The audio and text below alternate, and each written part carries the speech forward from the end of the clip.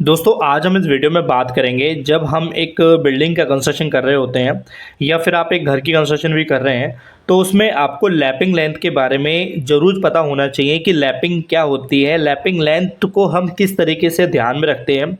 अगर हम कॉलम में दे रहे हैं तो किस पोर्शन में हमें लैप देनी चाहिए, बीम में दे रहे हैं तो किस जगह पे हम बीम में लैप दे सकते हैं और किस जगह नहीं दे सकते, जिससे हमारे स्ट्रक्चर पे कोई दिक्कत ना आए।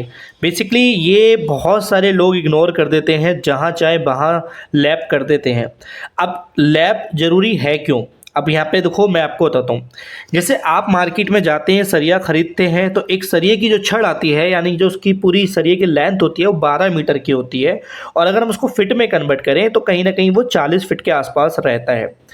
अब आप मान लीजिए कोई स्लैब में सरिया दे रहे हैं या बीम में सरिया दे रहे हैं, तो वो सरिया कटिंग करके यूज़ होती है और वो कंटिन्यू आगे बढ़े। यानी मान लीजिए कॉलम है, आप अगर 3 मंजिल कॉलम को बना रहे हैं, लेकिन कॉलम की सरिया जो सरिया है वो तो पूरी इतनी एक बार में नहीं जा सकती, तो बीच में हमें कहीं ना कहीं उसकी कंटिन्यू रखने के लिए एक दूसरी सरिया जोड़नी होती है, यानी कि उसको लैप करनी होती है। तो वो एक तरीका होता है, चाहे वो स्लैब में हो सकता है, चाहे वो बीम के लिए हो सकता है, या फिर वो कॉलम के लिए हो सकता है। अभी हम बात कर लेते हैं कॉलम की। अगर आप जब लैप कर रहे होते हैं सरिया, तो ध्यान ये रखना है कि हमें जब भी करेंगे तो वो जो सरिया हम लैप कर रहे हैं वो हमारा 50D लेंथ होना चाहिए।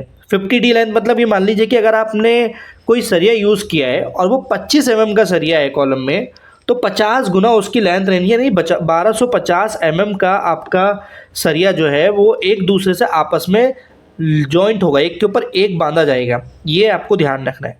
सेम बीम के केस में भी आप यही करेंगे। जैसे आप यहाँ देखेंगे कि जो कंस्ट्रक्शन हो रहा है, आपको यहाँ आगे से बीम की सरिया छोड़ी जा रही है, ताकि जब आगे जो जगह खाली आप देख रहे हैं और जब बीम उसमें जॉइंट किया जाएगा तो यहाँ पे वो लैप हो जाएगा, ताकि ये कंटिन्यू इसके अंदर बना रहे। ठीक है, ये कंटिन्यूस बीम है, जिस सामने आप देख रहे हैं वहाँ पे ये जॉइंट हो जाएगा। तो बीम के केस में भी हमें सरिये का 50 गुना लेंथ रखनी होती है। अब बात कर लेते हैं बीम में क्या होता है। जैसे कि आपको फोटो में दिख रहा होगा कि हमेशा ध्यान रखना है कि बीम में हमें ऊपर वाली सरिया में सेंटर में लैप देनी है, और बॉटम वाली जो सरिया होती है वो कॉर्नर पे यानी कि साइड में लैप देनी है। बीच में आपको नहीं देनी है बॉटम में, और ऊपर जो है वो साइड में नहीं देनी है। तो फोटो से क्लियर आपको हो गया होगा। अगर हम कॉलम की बात करें तो कॉलम के केस में भी आपको थोड़ा सेंटर में लैप देनी है, ना तो आपको बिल्कुल बॉटम में देनी है, ना ही टॉप में देनी है। अब यहाँ पे जब सरिये सीमेंट उसकी बात आती है, स्लैब की बात आती है, तो स्लैब में हमें वही आप दोहराएंगे 50 गुना आपको लैप। जैसे कि आप देख रहे हो यहाँ पे सारी सरिया आगे निकली हुई है, और करीब कम से कम जो सरिया यूज़ हुई यहाँ पे 10 mm, उसका 50 गुना बाहर निकला हुआ है, यानी कि 500 mm से ज़्यादा सरिया निकली हुई है। अब ध्यान ये भी रखना है कि पैरेलली ना हो रहे, अल्टरनेट वो जॉइंट होना चाहिए। एक ही समान एक ही जगह पे सारे जॉइंट्स नहीं होने चाहिए, वरना अगर भूकंप आता है तो वहाँ पे ज़्यादा लोड आने की वजह से वो फेल हो सकता है, क्रैक्स आ सकती हैं। तो आई होप आपको एक क्लियर हो गया होगा कि जब हम लैप देते हैं तो क्या बातें ध्यान रखनी है, कितनी देनी है और किस तरीके से प्रोवाइड करनी है।